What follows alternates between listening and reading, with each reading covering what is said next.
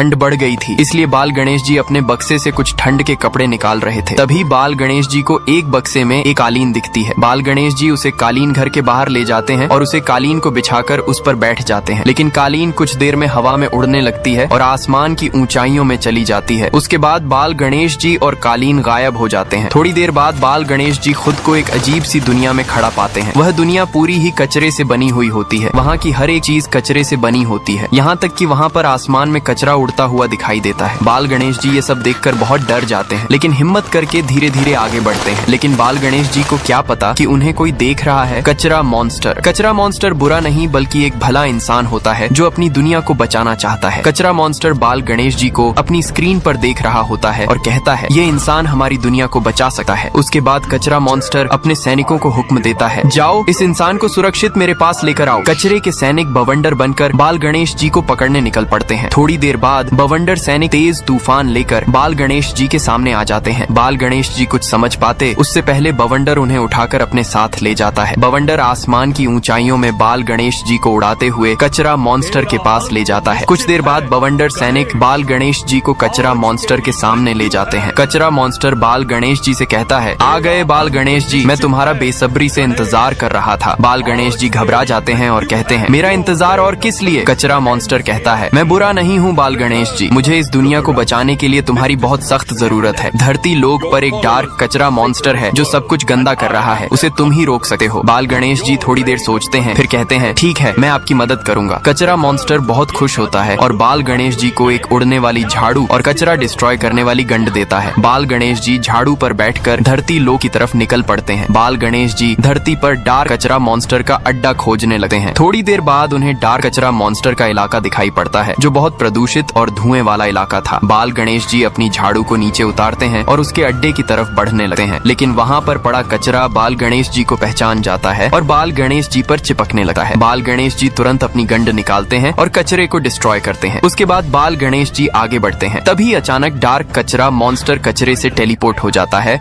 और बाल गणेश जी को पकड़ लेता है। डार्क कचरा मॉन्स्टर बाल गणेश जी से कहता है, तुझे उस कचरा मॉन्स्टर ने भेजा है मुझे मारने के लिए। बाल गणेश जी कहते हैं, हाँ मैं तुझे मारने आया हूँ और मार कर ही जाऊँ। डार्क कचरा मॉन्स्टर कहता है, मुझे मारना है तो पहले मुझसे लड़ाई करनी पड़ेगी। बाल गणेश जी लड़ाई के लिए तैयार हो जाते हैं। लड़ाई शुरू होती है कचरे के बने मैदान में, जहाँ हर तरफ प्रदूषित हवा और जलता हुआ कचरा होता है। लेकिन उससे पहले बाल गणेश जी कैमरे की तरफ देखकर कहते हैं, अगर आप भी धरती लोक से कचरा खत्म करना चाहते हो तो वीडियो को लाइक करो, चैनल को सब्सक्राइब करो और कमेंट में लिखो धरती को साफ करो। इसके बाद लड़ाई शुरू हो जाती है। कचरा मॉन्स्टर बाल गणेश जी पर बहुत सारा कचरा कर मार और बाल गणेश जी जमीन पर गिर जाते हैं। थोड़ी देर बाद बाल गणेश जी फिर उठते हैं और इस बार